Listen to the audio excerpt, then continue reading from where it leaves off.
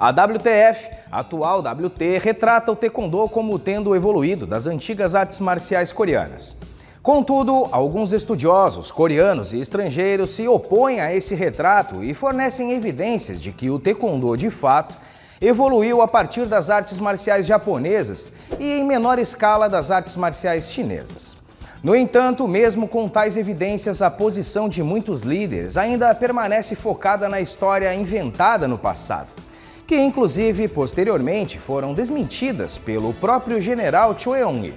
Mas essa história em detalhes conheceremos no próximo vídeo. Então, se não queres perder os próximos conteúdos aqui do canal, te convido a se inscrever se ainda não és inscrito e ativar o sininho de notificações. Para se compreender melhor a história do Taekwondo e principalmente os aspectos que relatam sua antiguidade, que normalmente datam 2000 anos, é de suma importância que se entenda um pouco sobre a própria história da Coreia.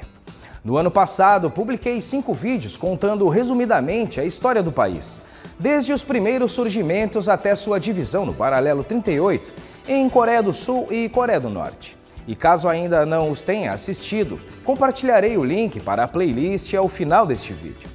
Resumidamente, o país foi marcado por contínuas tentativas de invasões, guerras e ocupações colonialistas, exercida principalmente pela Mongólia, China e Japão, o que por consequência acabou também influenciando na cultura, na educação, doutrinas religiosas e costumes do povo coreano. E essas influências não foram diferentes no que tange às artes marciais coreanas. Seja bem-vindo a mais um vídeo aqui do canal. Eu me chamo Alexandre Coelho dos Santos e no vídeo de hoje e também em vídeos futuros analisaremos de forma abrangente algumas literaturas antigas do Taekwondo através de referências e documentos que relatam a evolução da modalidade e também desmistificam suas histórias antigas. Vamos ao vídeo? Não saia daí!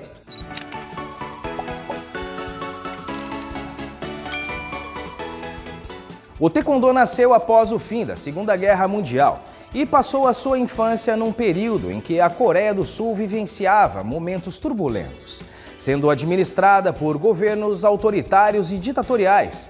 Fato este que torna compreensível a criação de tantas histórias, inclusive por trás das artes marciais coreanas. Em um breve resumo, vamos relembrar estes períodos. Lee Sung-man foi o primeiro presidente a administrar o país entre os anos de 48 e 60. Em seguida, Yoon Bo-son assumiu a presidência em 1960, porém seu mandato foi interrompido por um golpe de Estado conduzido pelo Major-General Park Chung-hee em 1961, que assumiu o comando a partir de então até 1963. E em seguida administrou a Terceira República da Coreia entre os anos de 1963 e 1972. Mas Park não parou por aí. A Quarta República da Coreia começou com a adoção da Constituição Yusin em 1972. Esta nova Constituição deu a Park o controle efetivo sobre o parlamento e a possibilidade de presidência permanente. O presidente seria eleito por eleições indiretas e o mandato de presidência foi estendido para 6 anos, sem restrições à reeleição. Em 1979, manifestações em massa anti-governo ocorreram em todo o país e, em meio a toda essa turbulência política, Park foi assassinado pelo diretor do Serviço de Inteligência Nacional, o que fez este regime militar finalmente ter um fim. Depois do assassinato de Park, o então primeiro-ministro Choi Gyu-ha assumiu o papel de presidente. Todavia, foi usurpado 6 dias depois pelo Major Chon Do-hwan, no golpe de Estado de 12 de dezembro de 1979, que assumiu a Quinta República Sul-Coreana entre os anos de 1980 e 1988. Casos de tradições e histórias inventadas ocorrem em todas as sociedades, e elas são facilmente reconhecíveis nas cerimônias e simbolismo de governos autoritários. Além disso, essas invenções ocorrem em praticamente todas as instituições, sistemas e sociedades políticas e também não políticas. Normalmente, regimes, classes dominantes e grupos de interesses pessoais criam tradições e histórias tipicamente para fins ideológicos e de propaganda, além, é claro, da coesão social. Em qualquer caso, se tradições e histórias são inventadas por regimes fraudulentos ou românticos inocentes, Esses grupos ou indivíduos tentam projetar alguma continuidade por meio de uma semificção ou falsificação definitiva de um passado antigo até o presente. E se certas cerimônias e reivindicações são repetidas com bastante frequência, então em algum momento elas se tornam tradição. A maioria dos manuais coreanos de artes marciais publicados entre os anos de 49 e 71 normalmente descrevem suas artes utilizando os termos Tangsudo, Kongsudo ou Kwonbo. E enquanto os termos Tangsudo e Kongsudo representam as transliterações coreanas do termo japonês Karate-do, o termo Kwonbo se refere ao boxe no estilo chinês. Além de Choi Eun-hee, todos os autores dos primeiros manuais de artes marciais coreanas utilizaram pelo menos um desses termos ao se referir ao seu estilo.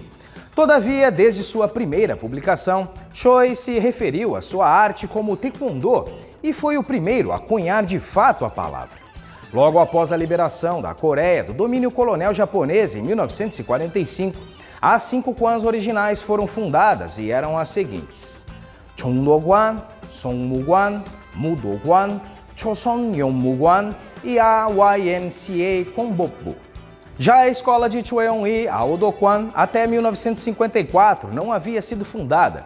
Seu início foi posterior no exército sul-coreano. Como citado anteriormente, todos os fundadores das 5 kwans originais estudaram karatê. Contudo, o único que não estudou a modalidade no Japão foi Hwang Ki, o fundador da escola Mudokwan. Yoon Myung-in, o fundador da YMCA Kwonbokbu, foi o único dentre os outros fundadores das 5 kwans que comprovou ter estudado outra arte marcial além do karatê.